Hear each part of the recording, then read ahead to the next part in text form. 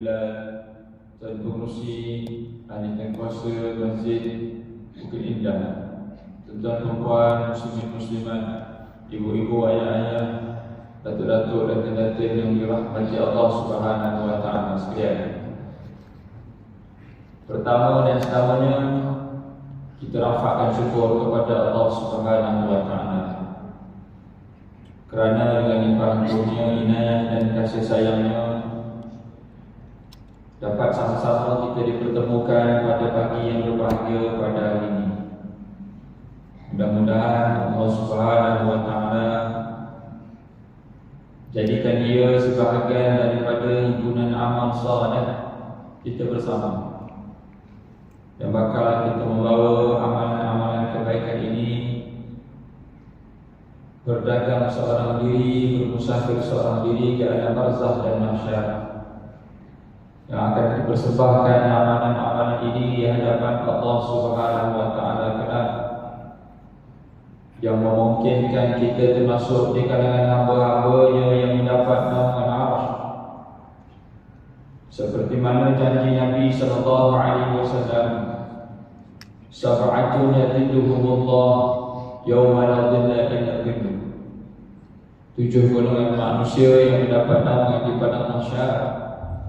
Salah satunya adalah mereka yang bertemu dan berpisah kerana Allah Subhanahu wa taala. Selawat dan salam ke atas junjungan Nabi kita Nabi Muhammad sallallahu alaihi wasallam. Allahumma shalli ala sayyidina Muhammad wa ala alihi wa sahbihi wa barik wasallim. Ahli keluarga baginda dan para sahabat, para tabi'in, tabi'in, dan doa berpanjangan kepada seluruh kaum muslimin yang berada di Syria maupun di Palestin, agar Allah Subhanahu wa taala berikan kekuatan dan kemenangan. Dan jika ada di kalangan umat Islam yang gugur di medan pertempuran, kita doakan kebaikan menjadi milik mereka. Dan kita juga berdoa kepada Allah Subhanahu wa taala agar sahabat-sahabat kita yang sedang dilanda dengan ujian kehidupan di Maghribi, di Morocco, yang telah ditimpa dengan gempa bumi. Dah hampir seminggu dah, masih lagi ada yang terperangkap di bawah timbunan batu, ada lagi yang tidak dapat diselamatkan walaupun telah beberapa hari gempa bumi. Lebih kurang 3,000 mati dan angka akan naik lagi. Kemudian di Libya, yang Taufan Daniel di Libya, yang merangkut nyawa lebih kurang 10,000 orang. Jadi di saat kita rasa kita diuji, ramai yang kita diuji. Di saat kita rasa kita sedih dengan berbagai bentuk ragam hidup kita, ada orang yang tak ada makanan nak makan, tak ada katil nak baring, tak ada bumbung nak tidur. Kalau kita ada makanan untuk makan, ada katil untuk tidur, ada bumbung untuk berteduh, kita lebih kaya daripada 2/3 penduduk bumi. Sebab itu tuan-tuan, perempuan, muslimin, muslimat yang dirahmati Allah, hidup dekat dunia ni dia berorientasikan pulang ke kampung namanya syurga. Pulang ke kampung namanya syurga itu tidaklah murah perjalanannya. Perjalanan pulang ke syurga itu perlu dibayar dengan harga mujahadah. Mujahadah inilah Allah datangkan ke pelbagaian ragam dalam hidup. Ada yang kena mujahadah pada kesenangan, ada yang kena mujahadah pada kesusahan. Tetapi kalau kita yakin mujahadah itu akan menyebabkan kita dekat kepada syurga, maka kita akan hadapi ia dengan tenang. Tapi kalau kita anggap mujahadah itu menyebabkan kita penat, kita bosan, kita sakit, maka itulah yang kita dapat. Kita akan dapat penat dan sakit. Tapi kalau kita anggap ianya adalah harga yang perlu dibayar untuk ke syurga, kita akan hadapi ia dengan tenang. Kita kena faham dengan yakin kita, tuan-tuan, benda berharga memang kena bayar.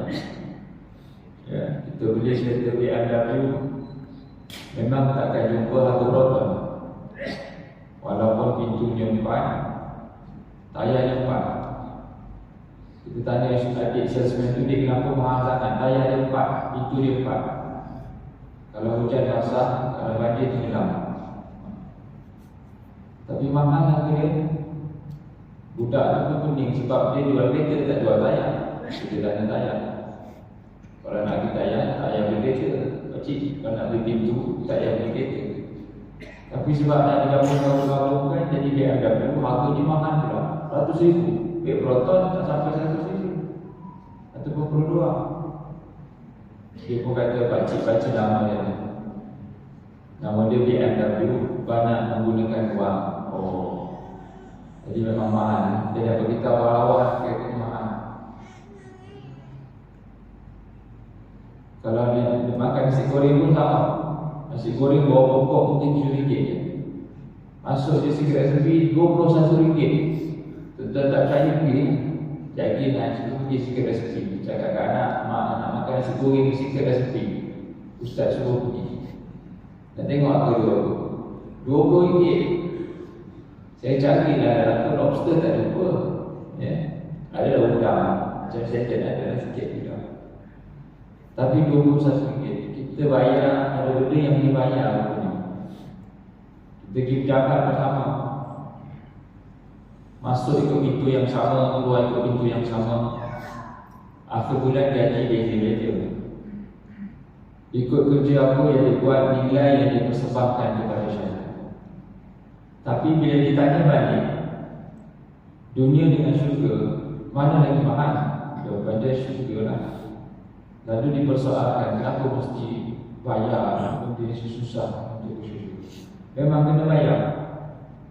Kita mengharapkan syurga terpilih, tapi beribadahnya goyang-goyang kaki. Oh, siapa kita untuk duduk syurga terpilih, tapi tidak diuji. Jadi kalau kita tidak diuji, patutnya kita kena risau sebab kita takut tak membayar harga dia. Aku tak diuji. Kalau kita tidak diuji dengan kesusahan, maka tingkatkan kualiti ibadah. Kita kena tingkatkan ibadah. Itu medan ujian mujahadahnya. Mujahadah yang kedua selain menghadapi ujian itu adalah tingkatkan kualiti ibadah. Syukur kita kepada Allah Ta'ala. Solat, puasa, qiyam, mengaji, sedekah, penuh anak yatim. Itu semua adalah nilai-nilai untuk memberi syukur. Tuan-tuan, untuk nenek moyang kita dulu dijajah 450 tahun. Mujahadah mana yang lebih berat daripada hidup dia dijajah? Mereka memanglah tak kaya, tapi mujahadahnya mempertahankan akidah selama 450 tahun. Bukanlah sesuatu yang mudah. Kalau kita tengok Portugis, bila dia datang ke mana-mana tempat untuk dia jajah, dia akan tukar nama dan tukar agama terus. Andalusia bertukar agama, tukar bahasa. Di Amerika Latin bertukar agama, bertukar bahasa. Sebesar-besar Amerika Latin itu, Brazil itu bahasa Portugis. Besar orang Brazil itu besar bahasa Portugis. Meksiko, Chili, Paraguay, Panama, Chile, semua itulah Argentina, semua bahasa Spanish. Tapi bila Portugis datang ke tanah Melayu, dia tak ditukar bahasa negara orang lain. Kalau kita anggaplah itu bukan mujahadah, kita silap. Mereka memang tak pandai, tak ada rumah baru besar, itu pun orang tak kisah.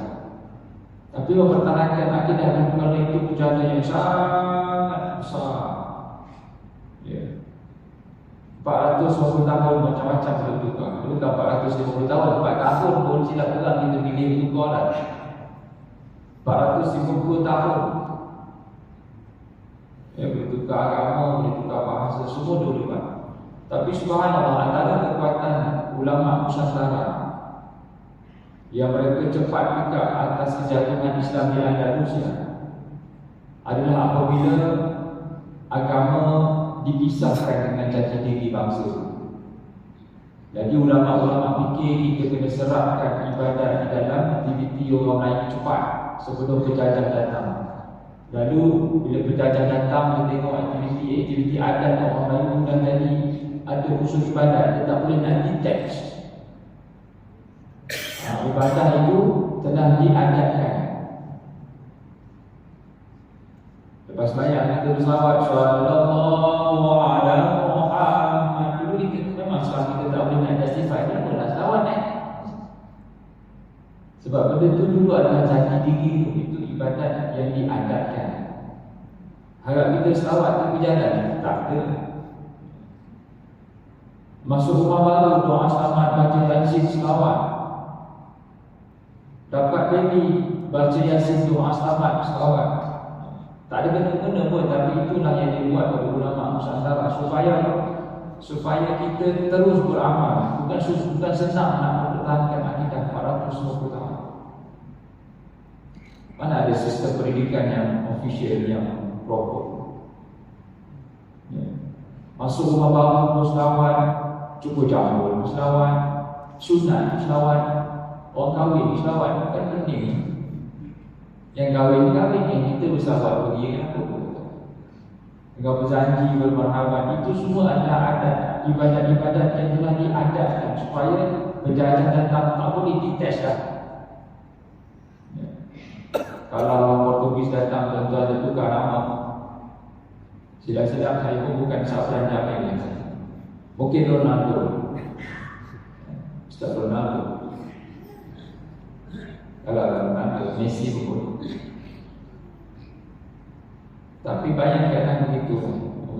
Kalau nanti datang kita berselawat Allahumma salli wa sallim wa sallim wa alim wa an'im wa tafaddal wa barik. Selawat pengantin namanya. Tuan lupa ke masih ingat? Kalau lupa kena kahwin pagi. Kalau ingat tak boleh lah. Ingat tak ingat. Dan tak ada alasan. Kalau ada alasan nak ingat balik selawat pengantin. Tapi pendek kata mujahadah itu adalah jalan pulang ke syurga. Jadi jangan didambakan hidup yang tidak dipuji. Ya. Dan hadapilah pujian itu, mohonlah kekuatan daripada Allah Subhanahu Wa Taala. Dan kita kena yakin pulang ke syurga itu adalah jalan yang penuh. Bila ada yakin, ada tindakan. Dia bila kita yakin, kita ada iman bahawa syurga itu mahal, kena bayar, maka kita trust the proses, kita tahan susah, kita hadap jalan yang berliku dengan tindakan yang betul. Ya, dia mesti ada action. Tanda orang beriman, dia mesti ada tindakan. Orang yang percaya, dia mesti ada tindakan. Orang yang tak percaya, dia tak ada tindakan. Kalaulah kita bawa kereta laju-laju di jalan kampung ataupun jalan dalam awal, laju kita bawa 100 km. Lepas tu kereta daripada depan bagi highway, bagi highlight, dua kali. Kita buat apa bos tu? Dia tengah laju, terus kita slow down. Sebab kita jangkakan ada body. Kita nak tegak je, mungkin lampu dia rosak kot. Namanya dalam kampung, kita orang yang dia bagi highway, terus ke mana dia bagi highway. Kita terus slow down, zoom. Pasal kenapa bos tu? Ada orang bagi lampu 2 biji. Abang pun tak tahu lah. Abang rasa itu rasa ada satu tiga depan. Rasa pun dah ada action taken lah.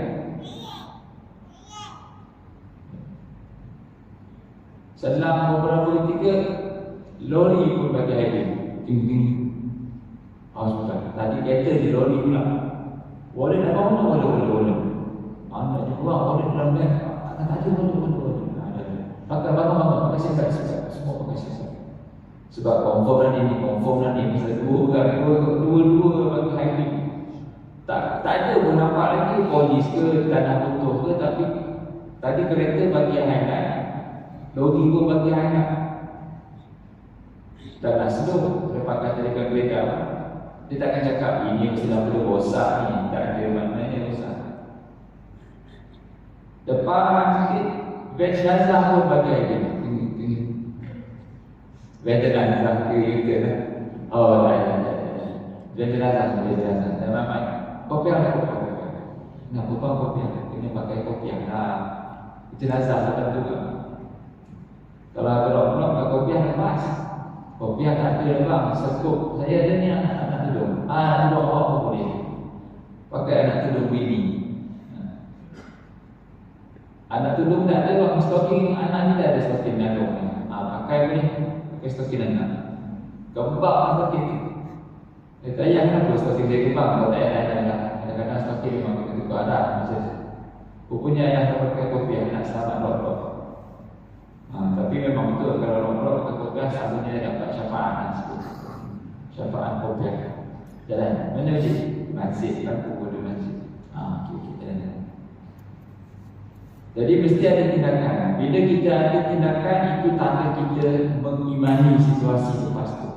Jadi berapa banyak peringatan dalam Al-Quran, tapi kalau tak ada tindakan yang kita ambil yang selari dengan amaran suruhan itu, maka tanya balik, kita yakin ke tidak dengan Allah Subhanahu Wa Taala? Yakin ke tidak? Iman kita ni yakin ke tidak? Ya, kita kenal ke tidak Allah Subhanahu Wa Taala ni? Kalau kita kenal, dia yakin. Kalau kita kenal, dia yakin. Jadi subhanallah, ada 7 hidup kita ni tuan-tuan dan puan menentukan cara kita hidup. Orang kita ni akan fokus cara mati. Ustaz, kalau boleh saya nak mati hari Jumaat, Ustaz, memang saya nak mati hari Jumaat. Kita akan fokus betul lagi Jumaat mati. Saya kata tak kisah cara mati yang macam mana, yang penting cara hidup dia baik. Kenapa kita mesti fokus pada cara mati tetapi tidak fikir pada cara hidup? Cara mati yang baik ditentukan dengan cara hidup yang baik. Kalau mati hari Jumaat tapi tengah cuti tabung masjid, tak elok. Dia bagus tak mati hari Jumaat? Dia memang bagus hari Jumaat, tapi matinya tengah curi tabung masjid. Ataupun matinya di masjid tengah curi tabung masjid. Hari Jumaat di masjid tengah curi tabung, tak baik itu. Tapi kalau dia banyak ustaz bangun, ustaz siang malam pagi petang kerja hanya untuk menjaga keluarga dia 8 orang. Tapi dia mati hari Isnin ustaz. Kenapa tu kata Isnin? Dia mati hari tak usah ustaz. Kenapa? Biarlah dia mati hari apa pun dia bahaya tu dia. Tak kisah mati hari tak usah apa-apa pun. Dia baik. Ustaz itu memanglah baik ustaz. Kalau siang malam pagi petang hanya untuk menjaga ayah dan ibunya yang koma. Tapi itulah dia mati Ustaz. Senang dia mati. Dia makan durian itu. Dia cekik durian kawannya. Mati. Allah senangnya lah mati. Ya. Dia cekik durian. Mati. Tak ada nafas. Senang dia mati. Sebab orang baik. Cuba kalau Allah tu jahat. Elok dia mati Ustaz. Padan muka teruk dia mati. Makan durian seorang-seorang mati dia. Padan muka. Kita lain keadaan penyampaian. Dan kalau orang teruk, walaupun mati makan durian. Jadi jangan kita fikir. Dan jangan kita usaha macam mana nak mati lupa lagi. Fikirlah cara macam mana nak hidup yang baik. Cara hidup yang baik itulah menentukan cara mati yang baik. Itu dipanggil asbab wal musabbab. Action and reaction ataupun cause and effect. Cara hidup yang baik insya-Allah baik. Dia mendambakan matinya dengan menyebut la ilaha illallah. Tapi hidupnya tak pernah sebut la ilaha illallah. Macam mana mati itu? Cara mati itu ditentukan dengan cara hidup. Cara hidup ditentukan dengan tujuan hidup. Tujuan hidup ditentukan dengan siapa kita berkawan. Kalau kita salah dari kawan, tujuan hidup pun salah. Kalau tujuan hidup salah, cara hidupnya salah. Kalau cara hidupnya salah, cara mati pun salah. Kalau cara mati diteguh, dibangkitkan di alam barzakh pun. Bila dibangkitkan di alam barzakh diteguh, himpunan di padang mahsyar yang betul. Himpunan di padang mahsyar yang betul. Timbangan amal yang betul. Timbangan amalnya pun turun neraka dan neraka. Sebab itu tuan-tuan fokus kepada tujuan hidup, cara hidup yang betul dengan memiliki kawan-kawan yang baik. Dr. Yusuf Al-Qaradawi menyambung perbahasan iman dan kehidupan. Kita sebut tadi iman. Iman mesti ada action taken, mesti ada jelas tindakan. Kemuliaan manusia terhadap alam benda diberikan kepadanya kekuatan, kekuasaan, kemampuan untuk memanfaatkan alam ini sebanyak mungkin. Seolah-olah segala sesuatu dalam alam disusun dan diatur Tuhan untuk kepentingan manusia. Ya betul. Orang yang beriman, dia yakin yang alam ini semua adalah ciptaan Tuhan kepada dirinya untuk dimanfaatkan, untuk dekatkan dirinya pada Allah Subhanahu Wa Taala. Itu cara sudut pandang orang beriman. Dia akan gunakan alam ciptaan ini untuk mendekatkan dirinya kepada Allah Subhanahu Wa Taala. Kalau alam ini tidak mendekatkan dirinya kepada Allah Subhanahu Wa Taala, maka dia pisahkan diri, tak menyampaikan matlamat, tidak menyampaikan dirinya kepada matlamat dekat kepada Allah Subhanahu Wa Taala. Contohnya teknologi, kata Dr. Yusuf Al-Qaradawi. Kemajuan dunia di lapangan ilmu dan teknologi adalah sebahagian daripada wasilah, cara untuk mendekatkan manusia kepada Rabbul Izzati. Dan kemajuan itu juga membuktikan bahawa Tuhan benar-benar menciptakan alam ini untuk dimanfaatkan oleh manusia. Allah Subhanahu Wa Taala bagi kita ability, kemampuan untuk mencipta. Kita cipta handphone untuk mendekatkan kita pada Allah, untuk mudahkan urusan dunia sekaligus mudahkan belajar agama. Allah beri kita kemampuan dan kekuatan untuk menciptakan kapal terbang, maka kita travel daripada Malaysia pergi ke Mekah. Allah Ta'ala berikan kita kemampuan untuk membina teleskop, untuk melihat bulan dan mengkaji bintang, untuk dekatkan diri kita kepada Allah Subhanahu Wa Taala. Maknanya graf ilmu dengan graf takwa mesti naik sama. Graf ilmu, graf iman mesti naik. Lagi tinggi ilmu, mesti lagi tinggi iman. Lagi tinggi iman, mesti lagi tinggi tindakan mendekati Allah Subhanahu Wa Taala. Tetapi selalunya manusia akan hilang pedoman ataupun kebergantungannya kepada Tuhan bila dia berada di kemuncak kenikmatan itu. Ini dibuktikan dalam banyak sisi manusia yang Allah Ta'ala musnahkan. Kebanyakan kaum yang Allah musnahkan, yang Allah letakkan dalam Quran cerita mereka, mereka ini bukanlah kaum yang mundur, tidak. Mereka ini kaum yang kaya-kaya, yang hebat. Kaum Ad, kaum Thamud, kaum Nabi Saleh, Fir'aun, semuanya hebat. Bukan yang mereka berada dalam kemunduran yang dahsyat, tak. Mereka ini berada di kemuncak kenikmatan. Graf manusia bila dia merasa nikmat, selalunya graf iman, graf taat yang turun. Dan ataupun kita boleh pandang di saat manusia itu diberikan nikmat lalu dia melupakan Tuhan, itu saat di mana kehancuran semakin dekat. Kerana dia punya kitaran ceritanya memang begitu. Sebelum Allah musnahkan sesuatu kaum, Allah Ta'ala bagi dia nikmat, kemajuan dan teknologi. Itu yang kita khawatir. Apabila manusia itu memiliki kenikmatan, kemajuan, teknologi, kehebatan dalam mencipta, lalu dia menafikan Tuhan, Allah musnahkan kaum itu, Allah datangkan lagi yang lain. Ya. Kaum Ad membina kota raya daripada menebuk bukit, tobuk bukit, ukir bukit. Ya. Mereka kata hebat orang zaman dulu ni, dia boleh tebuk bukit, buat kota, buat bandar, buat kampung. Ya. Kaum Nabi Nuh AS buat kapal. Nabi Nuh itu adalah kapal Nabi Nuh itu mukjizat. Dia boleh buat kapal yang memuatkan seluruh penduduk bumi. Itu expectation Nabi Nuh AS invitation sampai ke seluruh penduduk bumi dan naik kapal itu sama-sama. Tapi yang naik sikit.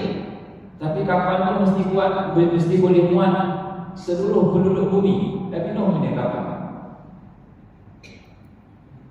Tapi tak ramai. Sebab mereka semua berada di teknologi yang tinggi kan. Fir'aun pun sama. Fir'aun namanya pun Fir'aun, bunyinya pun lembut. Fir'aun, Firdaus. Kalau bunyi suku kata Fir'aun ini kata-kata nama yang lembut lah. Fir, roh mati berbaris di bawah, roh nipis, Fir. Kemudian Fir'aun, waw mati sebelumnya berbaris di atas. Itu haful lin, mati, lembut. Fir'aun kan lembut bunyi ni. Macam Firdaus. Tapi dia hilang pertimbangan di saat dia berada di puncak jawatan dan kuasa. Manusia akan tumbang selalunya dengan fitnah kuasa dan fitnah harta. Fitnah kuasa dengan fitnah harta ni jangan buat main tuan-tuan. Bila kita tak ada sesuatu harta, kita akan meminta kepada Allah. Bila Allah bagi, kadang-kadang menyebabkan kita lupa pada ibadah. Ibadah dari dapat, ibadah orang khusyuk. Sama juga kuasa, bila kita tidak ada, kita akan sujud lama kepada Allah, minta. Lalu bila kita dapat, kadang-kadang kita susah untuk sujud lama kepada Allah Ta'ala. Sebab dah sibuk nak menguruskan kuasa. Fir'aun kata kepada Musa, mana Tuhan kan Tuhan? Ana rabbukumul a'la. Aku Tuhan kamu paling tinggi kan? Itu Fir'aun. Bukan Fir'aun saja dengan fitnah kuasa. Abu Talib ini. Abu Talib dia adalah bapa saudara Nabi SAW yang membesarkan Nabi seperti membesarkan anaknya sendiri. Dia adalah orang yang pertama dalam bangsa Arab yang tahu Nabi nak jadi Nabi setelah menerima ramalan daripada seorang ahli kitab yang bernama Bukhairah. Masa itu Nabi berusia 9-10 tahun. Abu Talib dah tahu dah Muhammad itu Nabi. Membela Rasulullah SAW dengan penuh kasih sayang. Tapi di saat Nabi Muhammad SAW menyuruh dia untuk beriman kepada Allah, dia kata tak boleh. Aku pemimpin Quraisy nombor 1, tak boleh. Fitnah kuasa dan fitnah harta adalah dua fitnah yang paling besar kepada seorang hamba untuk pulang kepada Allah.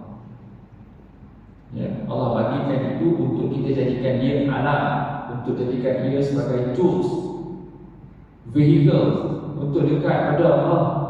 Tapi jangan dialih orang. Kita gunakan nikmat kaya, nikmat kuasa ini untuk lawan Allah Subhanahu Wa Taala, untuk menterbalikkan Allah Subhanahu Wa Taala pemakan. Allah Subhanahu Wa Taala berfirman dalam surah Ibrahim ayat 32 dan 34 hingga 34. Allahul ladzi khalaqas samawati wal ardh wa anzala minas samaa'i maa'an fa akhraja bihi minas thamarati rizqan lakum wa sakhkhara lakumul fulka litajriya fil bahri bi amrihi wa sakhkhara lakumul anhar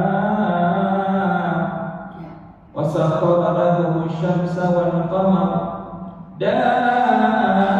دائبين وسخر لكم الليل والنهار وآتاكم من كل ما سألتموه وإن تعدوا نعمة الله لا تحصوها.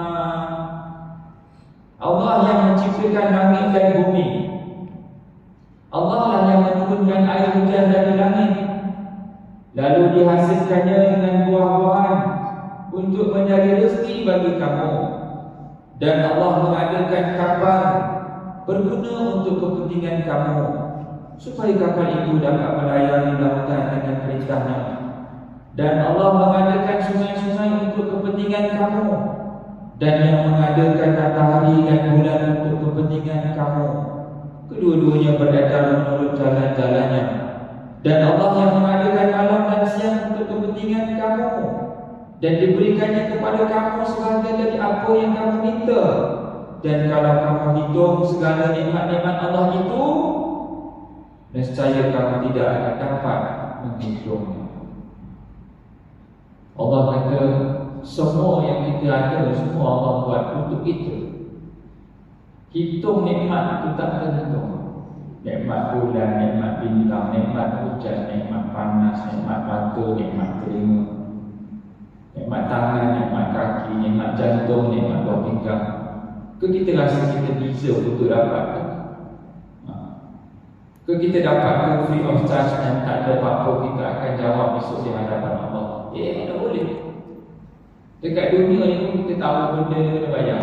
Mana ada benda free tu? Ada benda free kat sekarang? Mana ada benda free? Tandas kena bayar, semua kena bayar. Habis tu kita punya penglihatan, pendengaran, suara, tangan kaki ni takkan kita tak fikir kena bayar. Ya, kena bayar.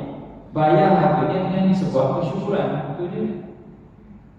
Allah tak minta bayar dengan duit, tak. Allah minta taat. Bila sampai azan, semayang. Kenapa kita semayang? Kena bayar orang. Bayar apa? Ni mata kita beli. Simple je lah. Ke kita ni buah pinggang. Allah bagi buah pinggang, dia tapi semua air. Minumlah air apa pun tuan-tuan. Bila kencing kan sama je. Orang dekat Brazil macam tu cara baca kencing ni. Orang di pedalaman ni selalu macam tu. Dekat Papua New Guinea pun sama bacaan. Kalau jernih, air banyak. Kalau kuning, air okey. Kalau pekat kencing dia, kurang air. Tak payah kau ke kowe ke, tak payah minumlah air. Tetapi situ.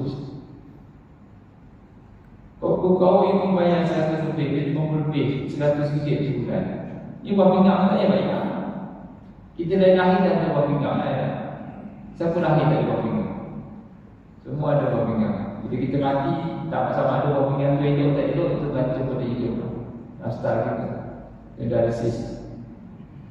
Jadi subhanallah, katalah tujuh sebab Al-Qadhawi, hakikat hidup kita ni memang segala-galanya Allah ciptakan untuk kita menggunakan dia untuk taat kepada Allah.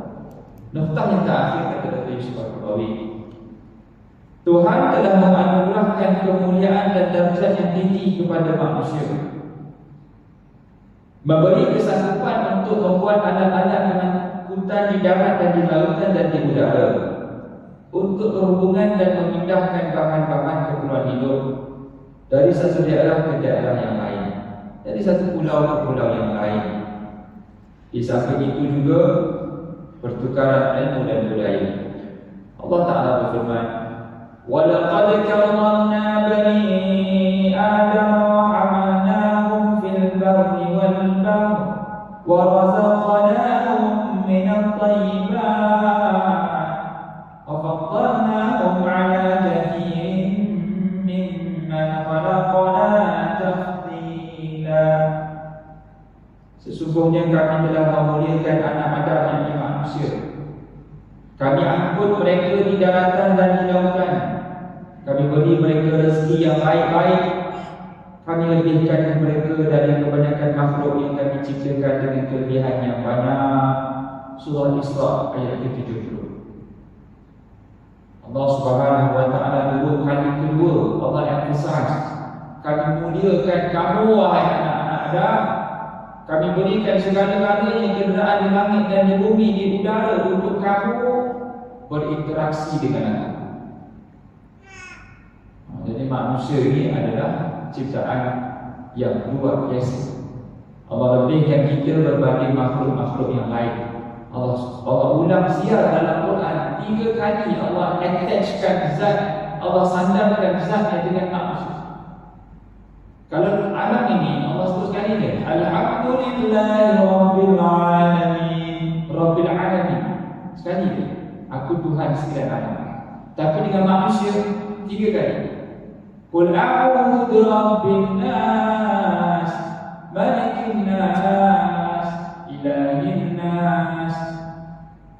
Aku ni Tuhan manusia, aku ni pemilik manusia, aku ni raja manusia. 3 kali Allah sandarkan zat kepada manusia. Kita ni kecil je. Patut kita sandarkan kepada Allah, saya ni hamba Allah. Tapi Allah kata aku Tuhan manusia. Memang sama lah maksudnya, tapi memberi impact yang berbeza. Kita kalau jumpa orang, kita bangga kan, saya kerja oil and gas. Company apa? Petronas. Oh, kat mana? Tu. Kat mana? Hutan Seminggu. Situ. Kat mana tu? Saya minyak. Oh, oil and gas. Minyak. Bangga lah, dia tak bangga lah dia dengan company Petronas. Bangga lah pasal dia kerja oil and gas. Minyak. Tapi lebih membanggakan kalau Petronas kata, oh itu staff kami tu. Lebih bangga. Maksudnya nak terbang kredit staff. Sebabnya kita terbang kredit company.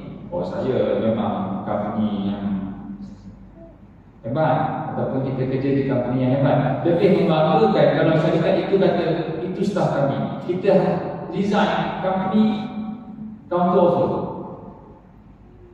Maksudnya kita ni something lah.